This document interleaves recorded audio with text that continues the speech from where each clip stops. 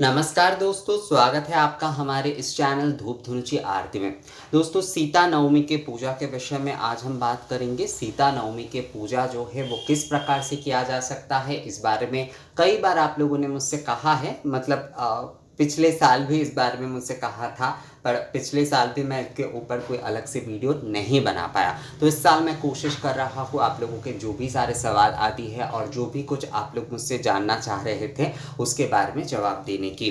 तो पहली बात जो है, जैसे कि आप लोग मुझसे हमेशा ये पूछते हैं कि क्या जैसे रामनवमी के पूजा कलश स्थापना करके किए जा सकते हैं, वैसे सीता नवमी के पूजा भी जो है कलश स्थापना करके किए जा सकते हैं या नहीं? बिल्कुल किए जा सकते हैं।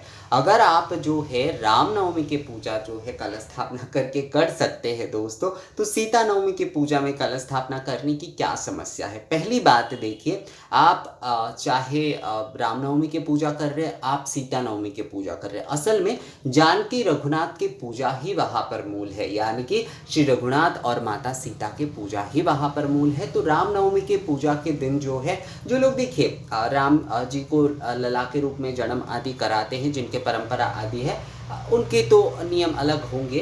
पर अगर केवल पूजा की हम देखें, साधारण अगर हम पूजा की बात करें, रामनवमी के पूजा या फिर जो है सीता नवमी के पूजा जो है, तो उसमें मूलता जो है दोस्तों, उसमें मूलता जो है श्री जानकी रघुनाथ के पूजन ही जो है वहाँ पर मूल है। तो इसमें जैसे आप रामनवमी की पूजा करते हैं सहज सरल माता सीता और श्री रघुनाथ के, उसी प्रकार सीता नवमी के दिन भी बिल्कुल एक ही प्रकार से पूजन होगा। कोई अलग विषय इसमें नहीं है दोस्तों। बस ये दिन जो है माता सीता का है और वो दिन रघुनाथ का। तो देखिए, रघुनाथ के दिन माता सीता के होते और माता सीता के दिन रघुनाथ के, यानी कि सिया और राम। आप रघुनाथ के पूजन कर रहे हैं तो आपको माता सीता के पूजन करने ही पड़ेंगे, और माता सीता के पूजन कर रहे हैं तो बिना रघुनाथ के तो उनके पूजन संपूर्ण हो ही नहीं सकता दोस्तों। तो इसलिए जानकी रघुनाथ की पूजा ही जो है मुख्य है।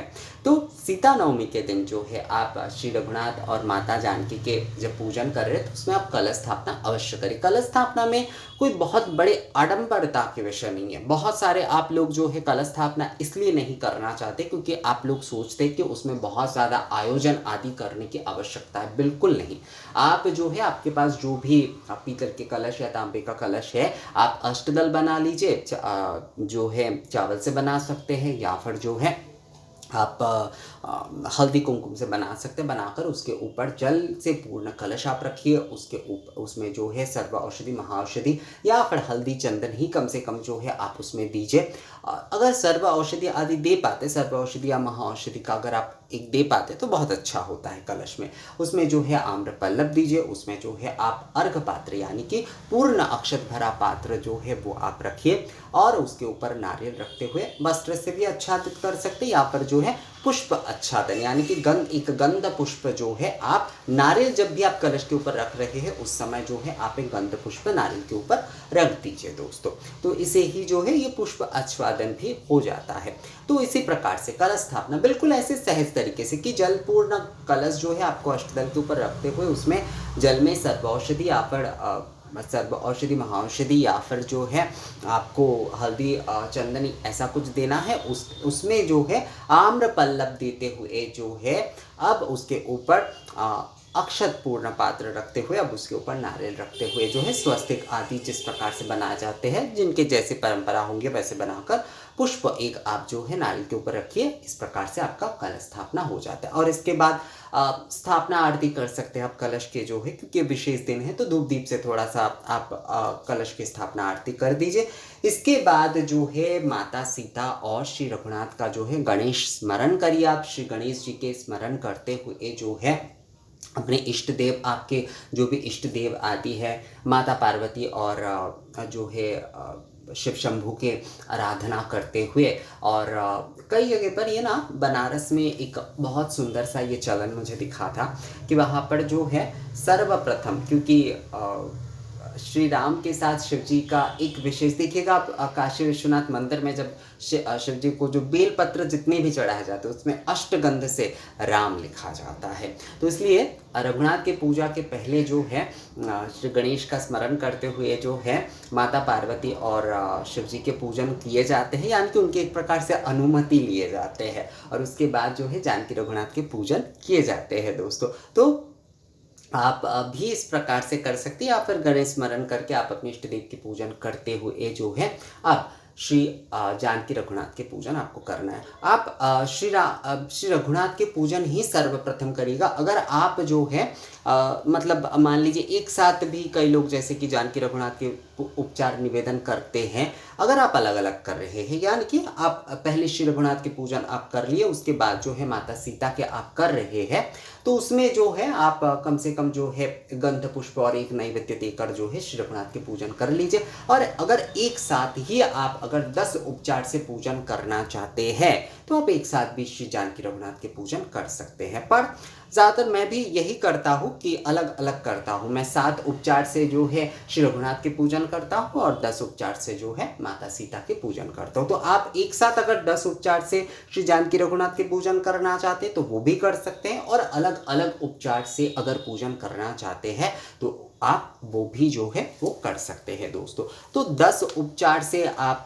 पूजा कर सकते हैं, या फिर धूपोपचार अगर आप लोग करना चाहते हैं तो वो भी कर सकते हैं। मैं डिस्क्रिप्शन में इसके विषय में दोनों के जो है उपचार आप लोगों को दे दूंगा। इसके ऊपर ऑलरेडी वीडियो है, आप लोग वो भी देख सकते हैं कि 10 उपचार और धूप उपचार में अलग अलग क्या विषय है। असल में दोनों ही 10 उपचार है। एक जो है धूप के उपचार है, यानी कि वहाँ पर धूप का प्रयोग जो है वो ज़्यादा हो रहा है, धूप से पूजन आदि, धूप नैवेद्यम आदि, और एक जो है सहज सरल सभी के लिए जो 10 उपचार है वही है दोस्तों। तो आप 10 उपचार से या फिर धूपोपचार से जो है माता सीता के पूजन उस दिन कर सकते हैं। बहुत ही सहज ये विधि है। जैसे कि अगर 10 उपचार में आप करते तो माता को पहले पाद्य अर्पण करिएगा, उसके बाद अर्घ्य अर्पण करिएगा, उसके बाद जो है आप जो है आचमनी प्रदान करिएगा, उसके बाद माता को कुछ आभूषण प्रदान करिएगा, उसके बाद सिंदूर आभूषण में गहने सिंदूर आदि स्वाग के जो कुछ भी है वो आप अर्पण करिएगा, उसके बाद गंध, उसके बाद पुष्प, उसके बाद धूप, उसके बाद दीप, उसके बाद जो है नैवेद्य और पुनराचमनी। ये 10 उपचार जो है आप माता को प्रदान करते हुए जो है 10 उपचार से माता सीता के और श्री रघुनाथ के पूजन जो है वो आप कर सकते हैं। बहुत सारे लोग कहते हैं कि दादा हमसे 10 उपचार नहीं हो पाता है, क्या हम पंचोपचार से पूजन कर सकते? बिल्कुल कर सकते, कोई समस्या उसमें नहीं है। आप अगर चाहते हैं तो गंध पुष्प धूप दीप नैवेद्य से यानी कि पंचोपचार से भी जो है पूजन कर सकते हैं। अब पूजन के बाद जो है भोग आदि जो कुछ भी आप निवेदन कर रहे हैं वो निवेदन करते हुए आरती जो है वो अवश्य करिए। आरती जो है समय लेकर करिए, बहुत अच्छे तरीके से आरती करिए, और संभव हो सके तो दिन के 3 भाग में ही आप आरती करिए, यानी कि सुबह आप आरती करिए, मध्याह्न में आरती करिए, संध्या में भी आरती करिए। अगर ये 3 भाग में आप आरती कर पाते तो बहुत अच्छी बात है। और अगर आपके घर में जो है जानकी रघुनाथ प्रतिष्ठित है, यानी कि नित्य पूजित होते, तो आप उस दिन जो है आप मंगल आरती से शुरू कर सकते हैं, फिर जो है पूजा के समय पूजा आरती करें, मध्याह्न समय एक आरती आप करें और संध्या के समय आप आरती करें। मध्याह्न समय का क्या है, बहुत सारे लोग मुझे ये पूछते हैं कि दादा लक्ष्मी पूजा जैसे कि संध्या के समय होते तो माता सीता की पूजा जो है क्या वो संध्या के समय किए जा सकते हैं या नहीं? सीता नवमी के दिन तो नहीं। माता सीता की पूजा जो है पूर्वाह्न से लेकर मध्याह्न के भीतर ही करना होता है, यानी कि जैसे कि रघुनाथ के हम रामनवमी के पूजन भी जो है मध्याह्न समय ही करते हैं, तो माता सीता के पूजन भी जो है पूर्वाह्न से लेकर मध्याह्न के भीतर करना ही जो है वो सबसे ज़्यादा सही होता है। अब किसी का देखिए अगर अपने अलग कुछ कुल परंपरा आदि होते हैं, उनके अलग विषय है, पर यही सही नियम होता है कि पूर्वाह्न से लेकर जो है मध्याह्न के भीतर अगर आप जो है आप माता सीता के पूजन करते हैं तो वही ज़्यादा जो है उत्तम होता है। तो आप आरती अगर कर रहे हैं, कई लोग बहुत सारे पूजा आदि नहीं कर पाते, तो मैं उन्हें कहूँगा कि आप लोग केवल निवेदन करते हुए आरती एकदम सही विधि आदि के साथ निवेदन करते हुए जो है आप पूजन करिए। जैसे आरती जैसे कि ओम एतश्वैवं आरात्रिक धूपानम एतगंध पुष्प आरात्रिक धूपानम एतगंध पुष्प एतदधिपतये देवाय श्री विष्णवे नमः एतगंध पुष्प एतद संप्रदानाय श्री श्री जानकी रघुनाथाय नमः। ओं वनस्पतिरसो दिव्यगंधाढ्य सुमनोहरमया निवेदित भक्ताधूपहयं प्रतिगृह्यतम् एष अरात्रिक धूप श्री श्री जानकी रघुनाथाय निवेदयामि। बिल्कुल इसी तरीके से जो है सुप्रकाश महादीप सर्वतस्तिमिरापः सवज्रभ्यंतर ज्योतिर्दीपहयं प्रतिगृह्यतम् एष अरात्रिक दीपमालाय श्री श्री जानकी रघुनाथाय निवेदयामि। आप इस प्रकार से निवेदन मंत्र के साथ जो है आप जो भी विधि कर रहे हैं ना, उसमें अगर आप मंत्र के साथ करते हैं तो वो आपका पूर्ण हो जाता है दोस्तों। तो अगर आप केवल आरती ही कर पाते हैं तो आप इस प्रकार से निवेदन आदि विधि के साथ जो है केवल माता सीता के आप आरती ही जो है वो आप कर सकते हैं। तो आप दशोपचार से कलश स्थापना करके आप जो है माता सीता के दशोपचार पूजन कर सकते हैं, श्री जानकी रघुनाथ के दशोपचार पूजन कर सकते हैं, आप जो है धूपोपचार पूजा कर सकते हैं, आप जो है पंचोपचार पूजा कर सकते हैं, आप सप्त उपचार से भी अगर पूजा करना चाहे तो वो भी कर सकते हैं, या फिर केवल आरती ही जो है आरती निवेदन करते हुए ही जो है गंध पुष्प से आप पूजन कर लीजिए श्री जानकी रघुनाथ है नमः, और उसके बाद पूर्ण आरती निवेदन करते हुए जो है आप आरती करिए दोस्तों। तो इस प्रकार से जो है आपका सीता नवमी के पूजन जो है वो पूर्ण हो जाता है। और जिनके घर में श्री जानकी रघुनाथ प्रतिष्ठित है, मैं उन्हें कहूँगा कि उस दिन आप पूजन तो करेंगे ही, उसके साथ साथ सेवा भी जो है पूर्णता,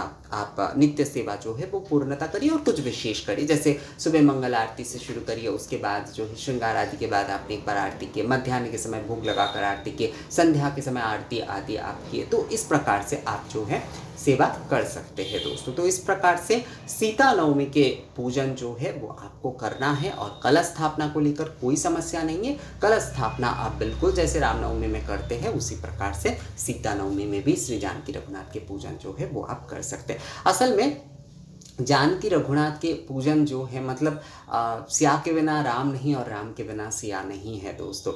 हम माता सीता के बहुत कुछ विषयों के बारे में बात करते कि माँ सीता जो है वो आदर्श पत्नी है, आदर्श रानी है, या फिर और कई प्रतिव्रता आदि के विषय में बात करते हैं, पर माता सीता जो है वो परब्रह्म श्री राम के अपने इष्ट में जो है वो लीन है, हर समय जो है वो राम नाम की जाप कर रहे। माँ सीता हमें ये शिक्षा देते हैं कि राम बिना और कुछ नहीं है उनके जीवन में, राम ही जो है उनके सर्वस्व है। इसी प्रकार से ही जो है भक्ति करनी चाहिए, ये माँ सीता जो है हमें सबसे बड़ी सीख देती है दोस्तों। इस विषय का उतना ज़्यादा हम बातें नहीं करते हैं, पर ये माता सीता के अगर आप देखते हैं रामायण, अगर आप पढ़ते हैं बहुत अच्छे तरीके से, तो आप देखिएगा कि माँ सीता हर समय जो है श्री राम पर निर्भर है। श्री राम इष्ट पर निर्भर, इष्ट पर ही सब कुछ छोड़ देना और इष्ट पर ही जो है अपना सर्वस्व अर्पण कर देना, यही जो है ये जो सर्वस्व अर्पण है ये माँ सीता हमें सिखाती है